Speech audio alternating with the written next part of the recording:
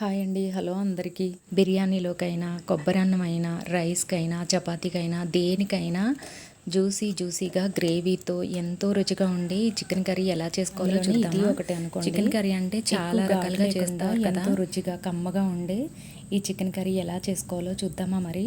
నేను చెప్పినట్టు ఈ మసాలాలన్నీ వేసి చేసుకుంటే చాలా రుచిగా ఉంటుందండి. మరి దీని తయారీ విధానం చూద్దాము. ముందుగా శుభ్రంగా కడిగి తీసుకున్న ఒక అరకిలో చికెన్ ముక్కల్ని ఇలా శుభ్రంగా కడిగి ఒక బౌల్లోకి తీసుకోవాలి.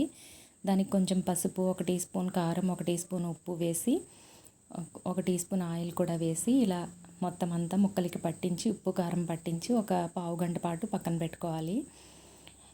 ఇప్పుడు ఒక బౌల్ తీసుకుని మసాలా సిద్ధం చేసుకుందాము. 1 టేబుల్ స్పూన్ ధనియాలు, 1 టీ స్పూన్ జీలకర్ర, 1 టీ స్పూన్ సోంపు, 2 టీ స్పూన్లు గసగసాలు, 3 ఇలాచీలు, 3 లవంగాలు, చిన్న దాల్చిన చెక్క ముక్క, ఇవన్నీ వేసుకుని కొంచెం ఒక అర గ్లాసు నీళ్లు వేసుకుని నానబెట్టుకుని ఉంచుకోవాలి. స్టవ్ మీద ఒక గిన్నె పెట్టుకుని ఆయిల్ వేసుకుని, ఆయిల్ హీట్ అయిన తర్వాత చిన్నగా కట్ చేసుకున్న ఉల్లిపాయ ముక్కలు, పొడవుగా కట్ చేసుకున్న పచ్చిమిరపకాయలు వేసుకుని దోరగా వేయించుకోవాలి. ఇలా మూత పెట్టుకుని దోరగా వేయించుకోవాలి.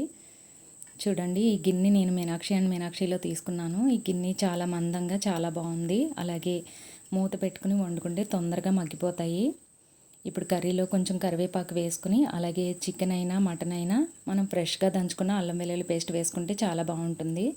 అల్లం వెల్లుల్లి పేస్ట్ 2 టీ స్పూన్స్ వేసుకుని అది పచ్చివాసన పోయే వరకు మగ్గించుకుని, ఇప్పుడు మనం ముక్కలకి ఉప్పు కారం పట్టించిన చికెన్ ముక్కలు వేసుకుని ఆయిల్లో ఒక 5 నిమిషాల పాటు అవి కూడా మగ్గించుకోవాలి. అవి మగ్గేలోపు మసాలా పేస్ట్ సిద్ధం చేసుకోవాలి. మనం నానబెట్టి ఉంచుకున్న మసాలాలన్నీ మిక్సీ గిన్నెలో వేసుకుని పేస్ట్ చేసుకోవాలి.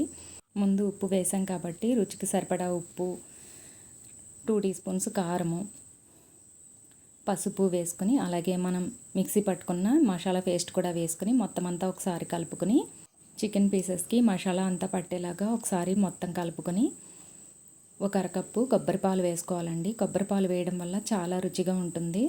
ఇలా ఒక అరకప్పు కొబ్బరిపాలు వేసుకుని, ఒక అర గ్లాసు వాటర్ కూడా వేసుకుని మొత్తం అంతా ఒకసారి కలుపుకొని మూత పెట్టుకుని ఉడికించుకోవాలి. ఎక్కువసేపు టైం పట్టదండి, ఈ గిన్నెలో తొందరగానే ఉడికిపోతుంది. ఇలా దగ్గర పడే వరకు ఉడికించుకున్న తర్వాత లాస్ట్లో కొత్తిమీర వేసుకుని స్టవ్ ఆఫ్ చేసుకుని సర్వ్ చేసుకోవడమేనండి. చాలా రుచిగా ఉంటుంది. దేనికైనా చాలా బాగుంటుంది ఇది. మీరు ఒకసారి ట్రై చేసి చూడండి. మీకు ఎలా వచ్చిందనేది కామెంట్ చేయండి. అలాగే వీడియో నచ్చితే లైక్ చేయండి. మన ఛానల్ని సబ్స్క్రైబ్ చేసుకోండి. ప్లీజ్ చూస్తున్నారు కానీ ఎవరు లైక్ చేయట్లేదు. Please like, share and subscribe. Thank you for watching.